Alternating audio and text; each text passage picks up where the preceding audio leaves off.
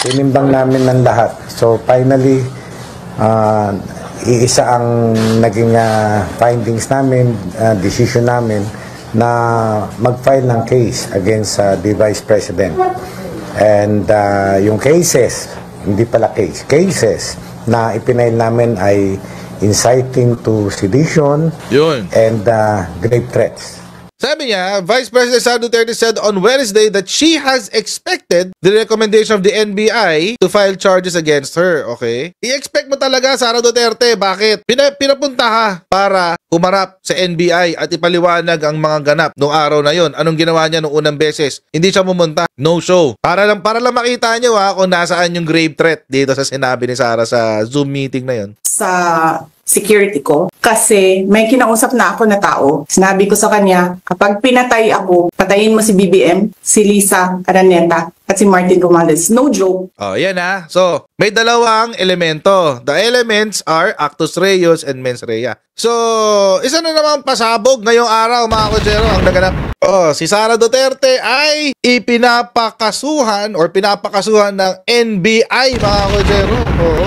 Ito kasi sabi sa balita, impeach na, kakasuhan ba? NBI recommends sedition, grave threat charges versus Sara Duterte. Ayun yung matindi dyan, mga kotsero, yung sedition. Actually, it's not sedition. It is inciting to sedition. Inciting to sedition nata ang ipinaparekomenda ng NBI. Ayan, inciting to sedition. Sabi po sa balita, Vice President Sara Duterte's threat to have President Ferdinand Marcos Jr. killed is coming back to haunt her, with the NBI recommending the filing of inciting to sedition and grave threat charges against her over her controversial remarks. Panoorin muna natin yung sinabi ng NBI. Yun if you remember, na by January, malalaman yun na resulta. Pero medyo natagalan kami dahil tinitimbang namin mabuti.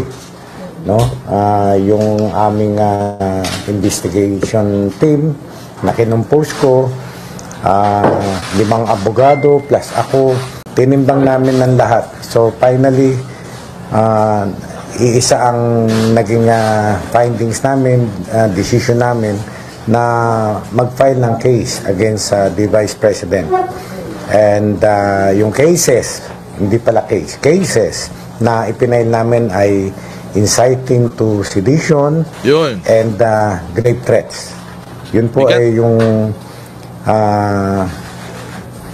pananakot na ginawa sa buhay ng ating Pangulo, ng First Lady at ng Speaker. Ganun po. Na-file na po namin sa DOJ at nasa DOJ na ang bola ngayon. I-determine nila kung magkukonduct sila ng preliminary investigation at later i-file ang case sa court. Titimbangin ng DOJ kung yung bang aming mga inilatag na ebidensya, yung aming investigation ay sufficient para mag-conduct sila ng preliminary investigation. Sir, kailan po nag-file ng recommendation ng NBI sa DOJ? Actually, kanina lang. Kanina lang. Nag-file na kami ng dati, may na-file na kami yung progress report. Tapos yung final report namin ay kanina lamang na-file. Ayun. Tapos, kasi as per DOJ, wala pa raw silang official copy ng mga anong oras na ito po? Ay, kanina, meron na. I-send ko sa ating chat group yung receiving ng DOJ. Yung sinabi nila sa press con, yung video, yung isa sa pinaka-substantial evidence o compelling as to why we are recommending na mag-file ko ng kaso. Yes, kasi open source evidence yun, There was really a Zoom meeting kung saan niya isinabi yung mga threatening remarks niya. Right. Yun ang aming at because of bakit inciting to sedition?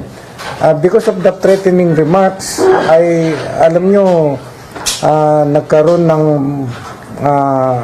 patawag ng meeting na nagpulong-pulong dyan sa EDSA yung katahimikan natin ay medyo na bulabog, Kaya ayun ang napagkaisahan namin ng mga abogado na nagkaisa-isa na nag-study ng kaso. So dinamay din pala nila yung EDSA rally kasama dun sa kanilang findings yung EDSA rally. Na kung hindi daw naglabas ng statement si Sara, hindi raw magkakaroon ng kaguluhan dyan sa EDSA. Actually, mga kutsero, kung tutuusin, hindi rin naman nagkaroon ng kaguluhan kasi wala, pucho-pucho sila dun.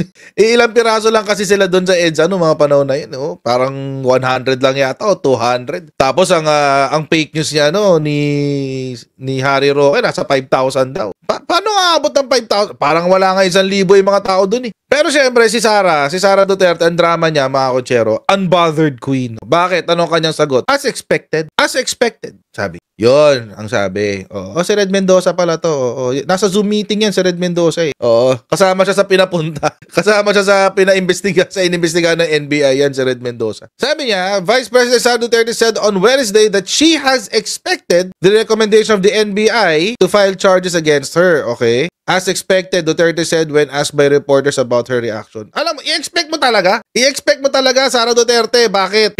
Pinapunta ka para humarap sa NBI at ipaliwanag ang mga ganap noong araw na yon. Anong ginawa niya noong unang beses? Hindi siya pumunta. No show. Napakabait na NBI. Sabi ng NBI, "Oy, Sara, bibigyan ka pa namin ng isang pagkakataon. Pumunta ka dito sa reschedule, December 11. Sabi ng NBI. Napakabait nga ng NBI. Alam nyo mga kutsero, kung ibang tao yan, katulad natin, mga mortal, tayong mga hampas lupa, kung tayo yan, may arrest warrant na tayo kinabukasan. Or nandiyan na yung NBI sa harapan ng mga bahay natin. O, yun na yun. Kaso ba mga kutsero, ang NBI napakabait kay Sara. Syempre, courtesy, vice-presidente, hindi naman niya deserve. Kung alam lang natin lahat ng ganito kawalang hiya tong babaeng to, malamang sa malamang, hindi natin siya binoto. Kaso wala na, andito na tayong lahat. Wala na tayong magagawa. Pangalawang beses, wala pa rin, no show pa rin. May pinagmanahan talaga, pati mga vlogger mo, may pinagmanahan. Pag pinapapunta sa hearing, wala. Laging absent. Hilig nyo sa ganyan. 2 beses yan, guys. I-expect mo talaga. Nakakasuhan ka. I-expect mo na yun. Kasi nag-default ka. You have surrendered your right to be heard. Binibigyan ka ng due process, hindi mo in-afford ang due process, o di yan, kasuhan ka. Ganun talaga. Wala. Ganun talaga eh. As expected ka pa dyan. Drama-drama nito. Kunyari, unbothered queen. Pero sa totoong buhay, nanginginig na. Pero ano ba yung ikinasa sa kanya? Una is grave threat. Oh, yan. Grave threat, Article 282 ng RPC o Revised Penal Code. Refers to the crime of threatening another with the infliction upon the person, honor, or property of the latter or his family any wrong amounting to a crime. Yung kay Sara Duterte, iba. Sa kanya, pag pinatay mo ako, ipapapatay kita. At may kinausap na ako. Galing-galing, di ba?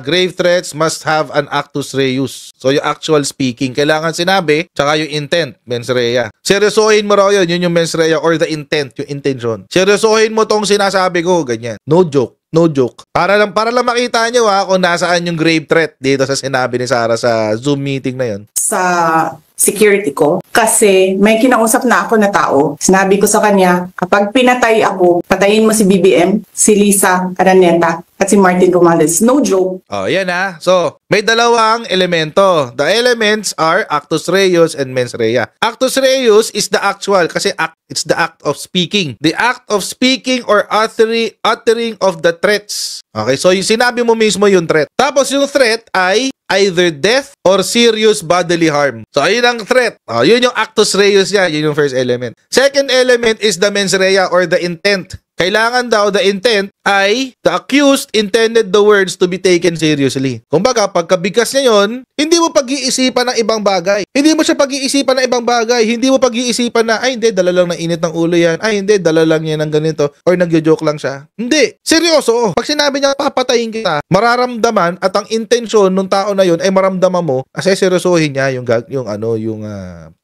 banta na sa'yo. Tulad ng joke, no joke. So, dun pa lang. Tapos na ang unboxing natin, guys. Dun pa lang, First 18 seconds, guys, ng video.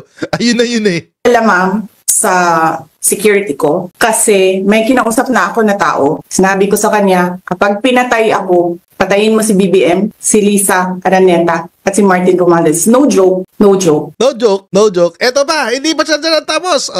Patapusin pa natin. Nagbilin na ako, ma'am. Nagbilin Pag na. namatay ako, sabi ko, huwag ka tumigil hanggang hindi mo mapatay sila. And then he said yes. Yun na yun. Yun na yung grave threat, guys. Tapos, Kaya i-expect mo talaga, Sara. Sabi mo, as expected, di ba? I-expect mo talaga kasi you issued the threat. I-expect mo talaga. Expect mo na, abogado naman siya, alam niyo yan eh. Abogado naman siya at ilang beses niya siguro pinanood tong video na to. Ilang beses isinasampal sa pagmumukha niya tong video na to. Malamang sa malamang, alam niya. Oo nga, nag-commit ako ng grave threat.